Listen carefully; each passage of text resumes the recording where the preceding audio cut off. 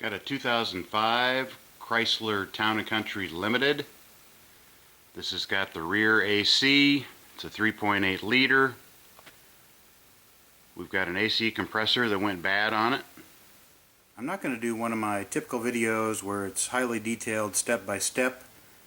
I looked out on the internet and there's actually a lot of good videos out there related to changing an air conditioning compressor on a Town & Country or Dodge Caravan.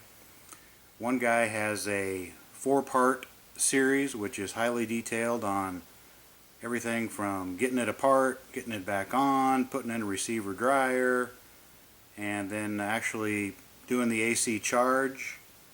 There's another one out there showing symptoms of a failed AC clutch, which actually is kind of what happened. Actually is what happened in this case. Apparently it's more likely that a compressor will freeze up than the clutch fails, but in this case it was a failed clutch and the compressor still turned easily. I had no metal shavings in the oil or any bad smell to the oil.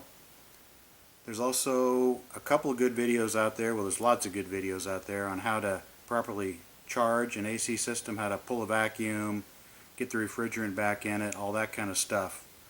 So there's a couple good ones out there on that. And then surprisingly, AutoZone has a very good video that kind of goes through kind of what the gauges will look like for various conditions, failed compressor, stuck expansion valve, low refrigerant charge. Just kind of goes through the most common ones and they do a pretty good job at it. I'm not a certified air conditioning mechanic.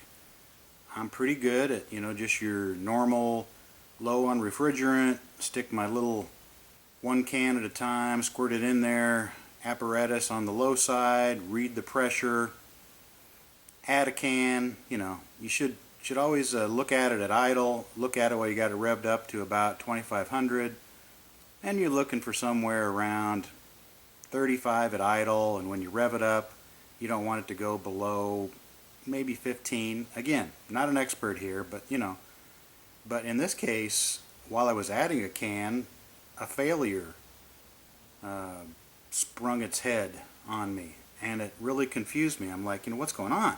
I just added 1 can and now my whole system's gone to crap, and I got really flustered, and so I spent some time looking at YouTube videos, kind of figured out that whatever, it's most likely a failed clutch. You're going to get a compressor anyway, so get the new compressor.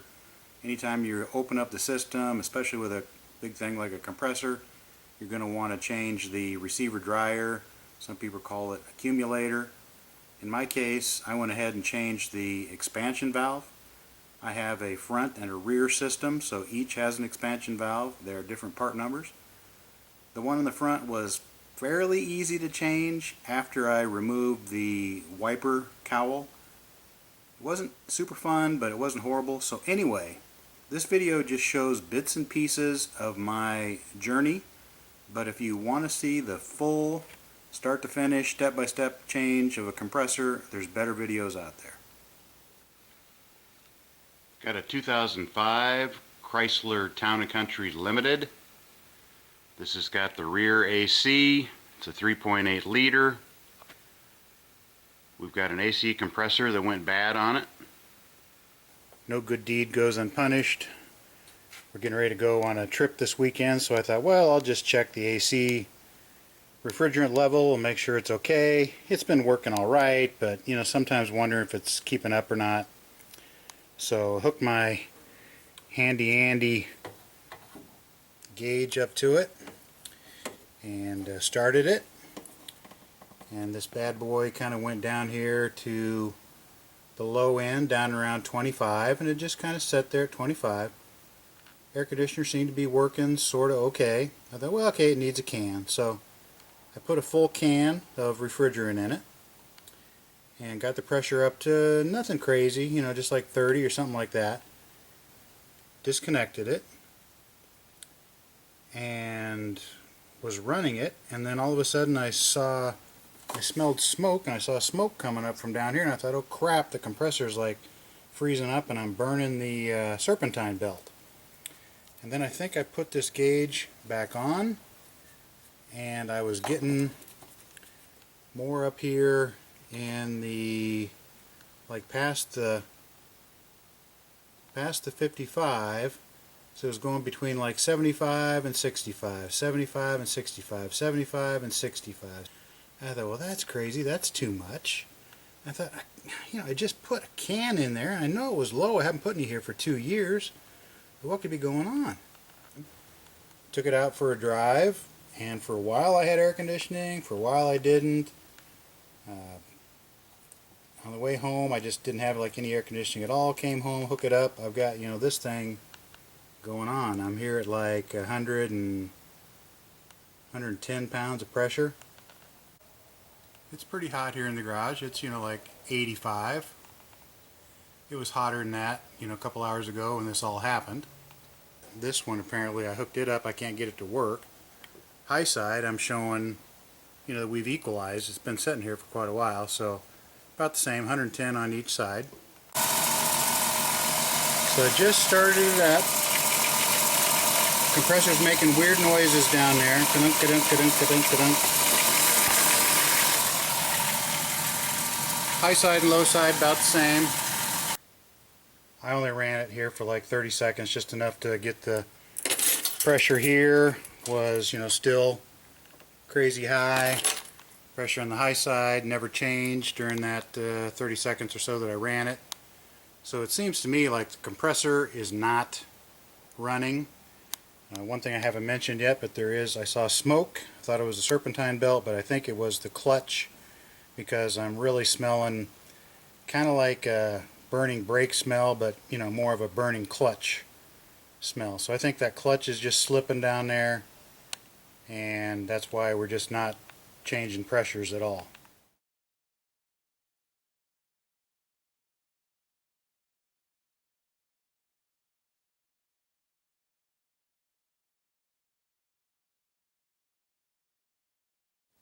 I've got the gauge set hooked up to the 2007 Chevy Cobalt. This is a functioning normal system. This car hasn't been running for a while. On the low pressure side, we have about 100 and a little under 110 psi, and on the high side should be the same. Yep, 110 psi. So they're equalized, and that is normal. I just had those gauges over here on the 2005 Town Country, where I had some major issues with some stinking, smoking compressor the other night. And over here I had about 90 to 95 pounds on both sides, which who knows where I'm at here. I was in a fluster trying to figure out what was wrong with it, but it seems to have, a reasonable charge in it right now. Just started her up. Low side around 35. High side around 200.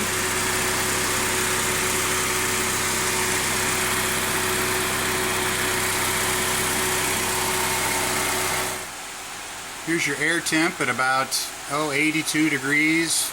Humidity's pretty high today.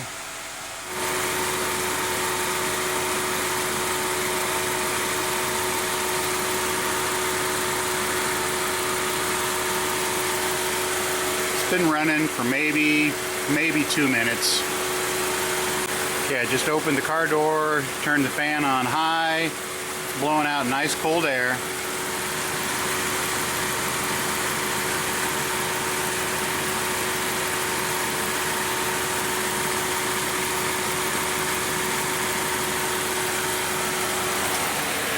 The compressor, I have not heard it cycling, so it's just running constantly. So I just shut it off about 30 seconds ago. Low side has come up to 50.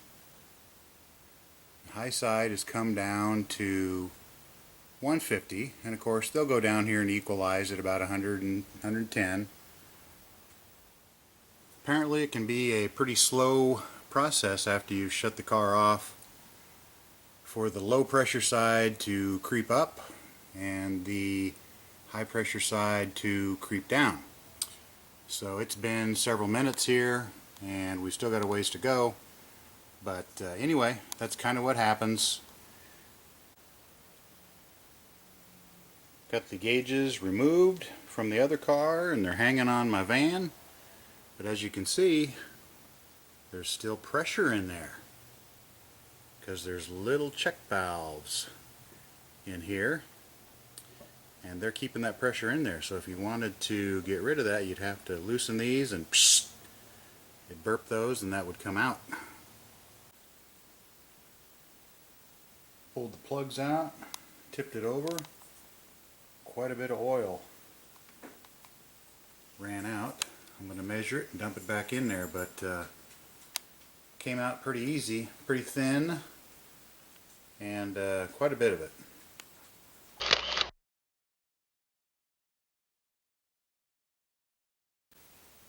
The compressor is down there underneath the alternator. EGR valve is a little bit in the way. As part of replacing this compressor, I'm also going to replace the receiver dryer that's a can over here.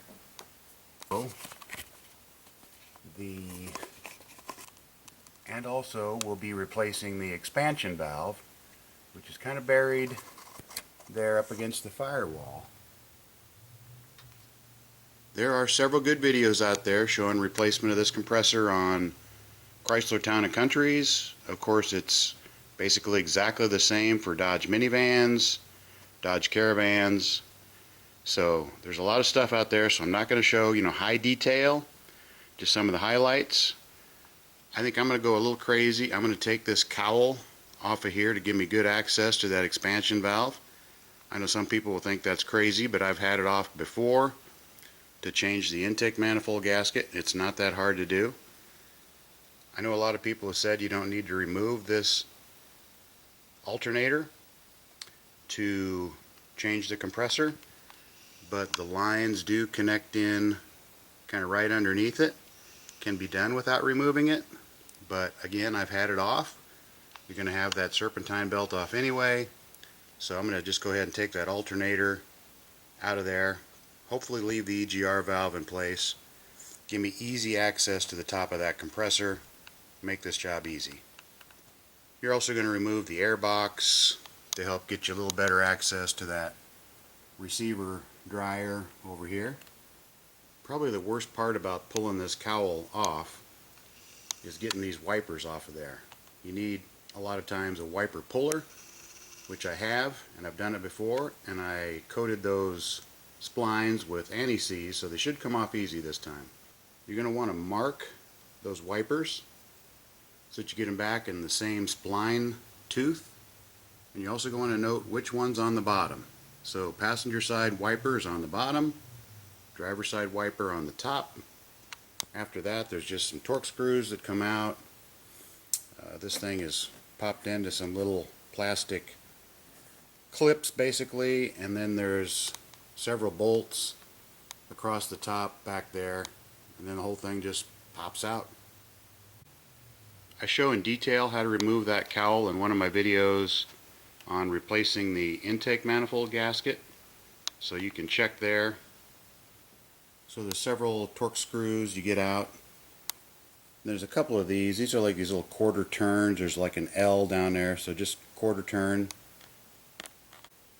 Then for your windshield washer, there's a grommet right here that pops out.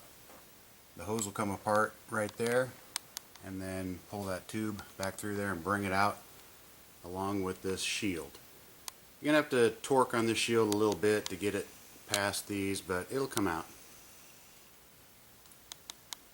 There's one electrical plug you need to disconnect here, and then after that it's just several bolts across the back, and then this whole tub with the wiper motor and all will just come out. And this plug will kind of slide out of there so you can get it out here where you can actually squeeze and get it apart.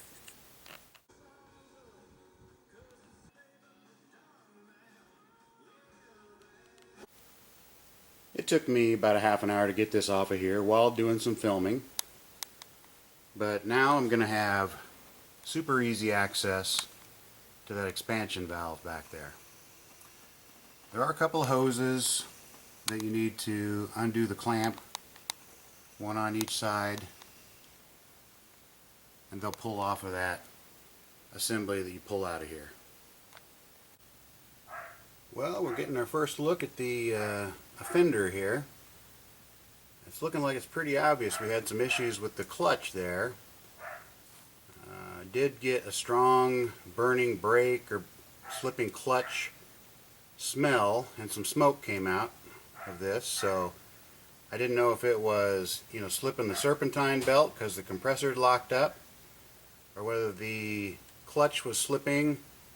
It looks like the clutch was slipping, and that kind of explains a few things. There is some slinging of oil here. This pipe has a lot of oil on it. I don't know if that's compressor oil or whether that's just engine oil coming out of various places. But anyway, there's the air conditioner compressor. We'll get the serpentine belt off and we'll start the process. It's kind of interesting. I've never peeled back this front trim piece here. That exposed the windshield washer tank, the pump, low level switch, so I'd never seen that before. If you're going to take the alternator off, one suggestion is you're going to want to take this bolt here out first, and you're definitely going to need a ratcheting wrench because it's lots of little turns, not much space. Went ahead and took the spark plug wire off to give me a little room, but that's the hardest one, so if you get it out first, maybe you can turn it by hand a little bit.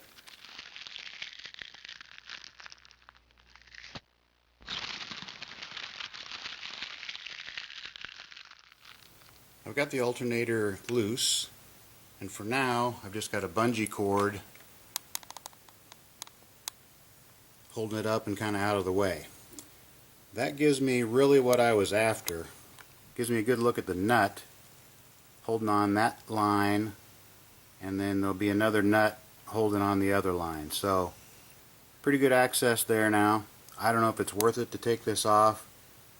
To really get it out of there, I think you got to take this EGR valve out. That can be a real bear. I've had it off once before, so I've got Loctite on those little tiny bolt threads. So I'd probably stand a chance, but there's also kind of a metal gasket in there that you should replace, and you got to take either those two screws out there on that tube, or come up here and take those out. So it's a lot of work. I've accomplished what I was really after, which is getting some access there. So we'll quit. So I had the refrigerant removed from the system, so there's basically 0 pounds of pressure in the refrigerant lines. So we can see here that the pulley spins easy.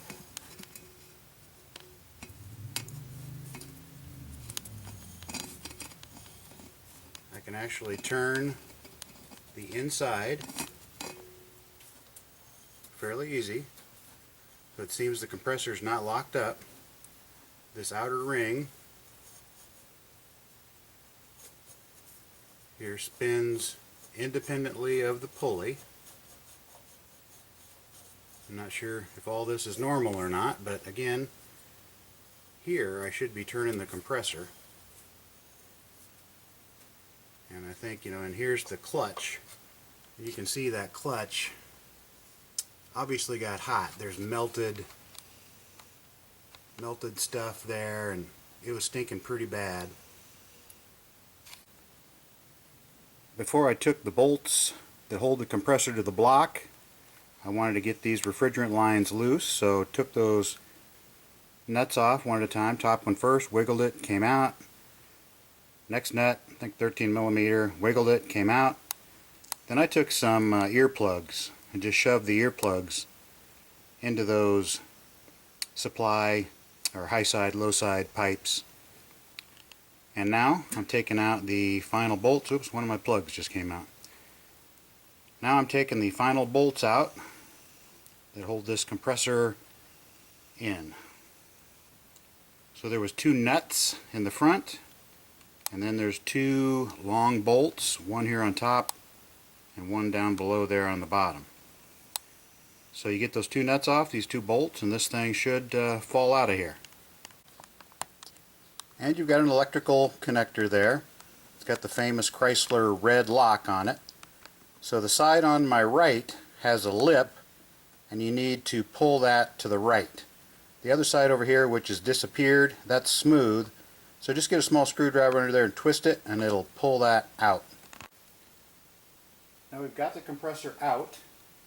I kind of put my nose up here and smelled. I didn't smell anything really nasty bad, so the burning is coming from the clutch. But I want to see if this oil hopefully is clear.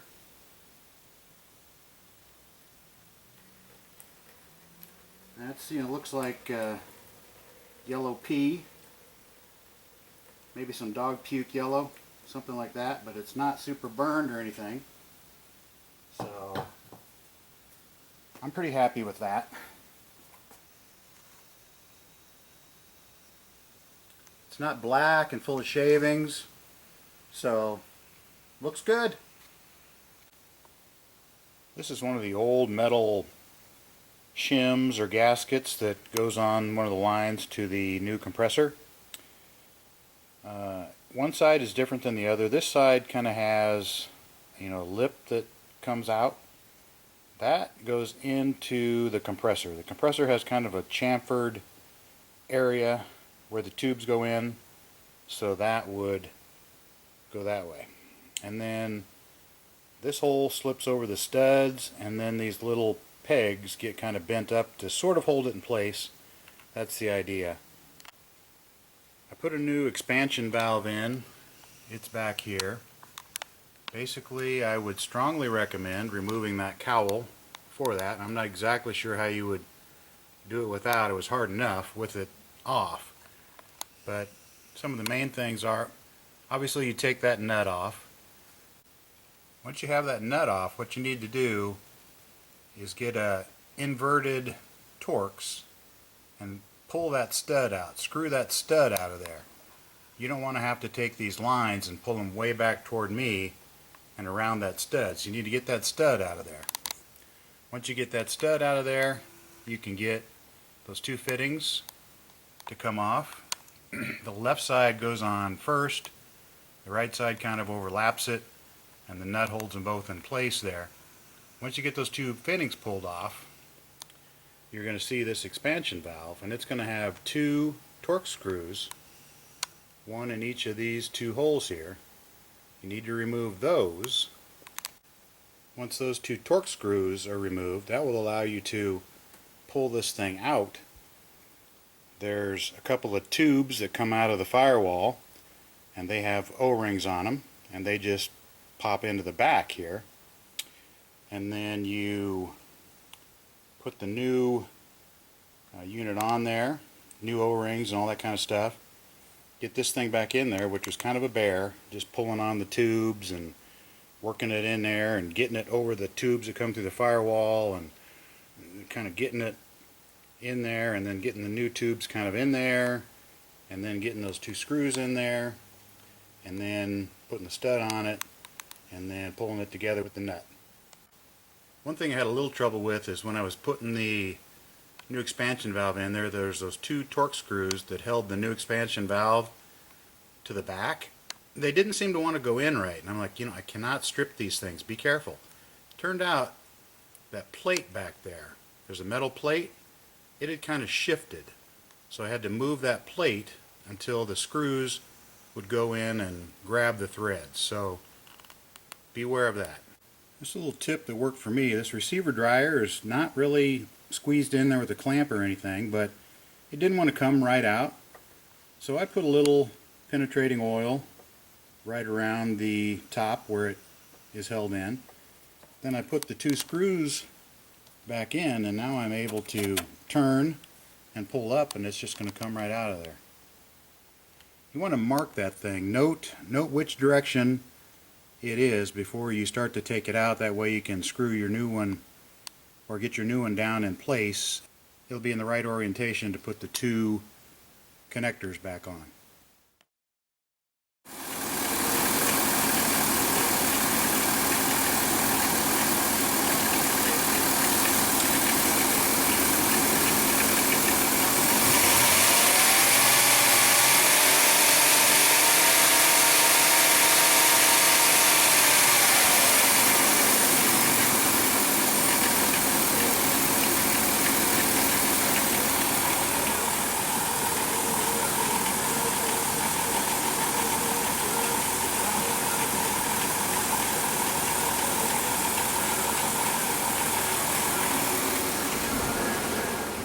What I just showed you was after putting in two cans. It's supposed to hold like 3.2 cans or something like that. This low side gauge is not really connected right now, so don't pay any attention to that. I couldn't get my hose here to work with the can, so I had to go back to the little tool here to put in one can at a time on the low side.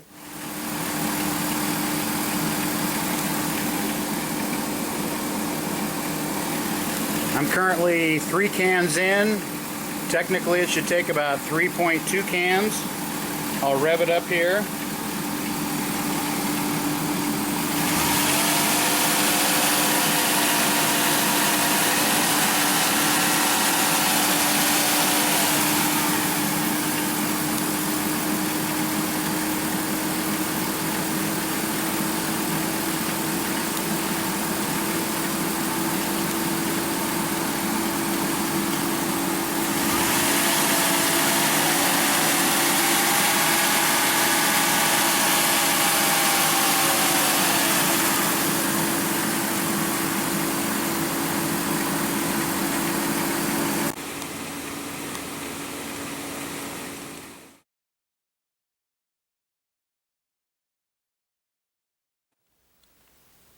I put a new receiver dryer in. Here it's called an Accumulator. This is the old one. When I tipped it upside down,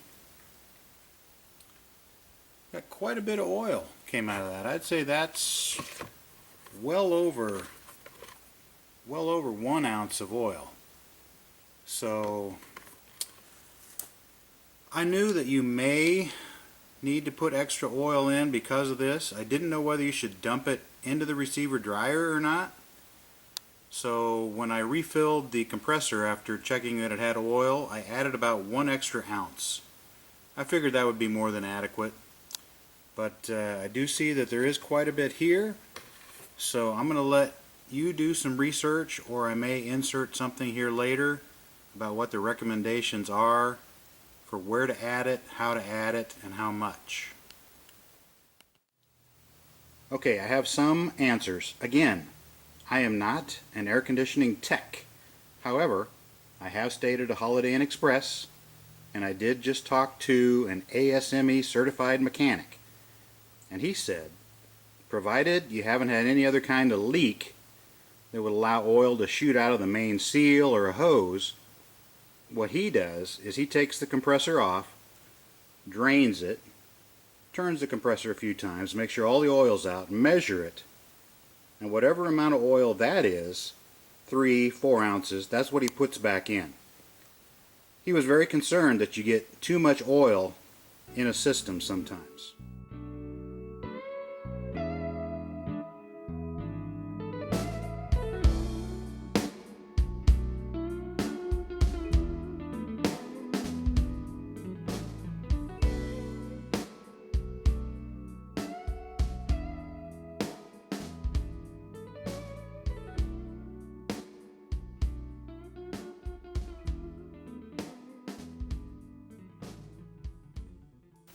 So that was his recommendation. This one came with 6, but I probably only drain out about 4 out of it.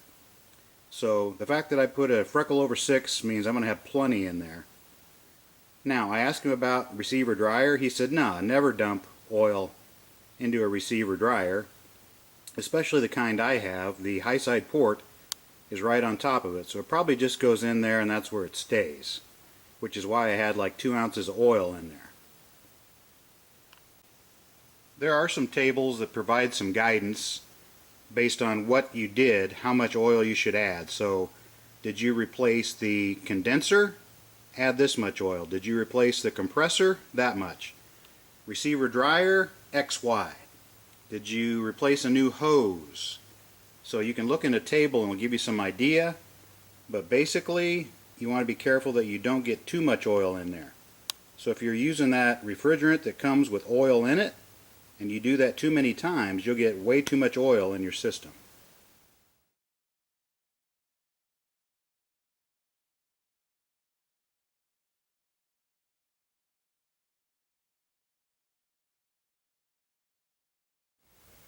Again, I am not a certified AC mechanic, so take this advice for what it's worth. It's free. So that and 75 cents will buy you a can of pop out of some vending machines.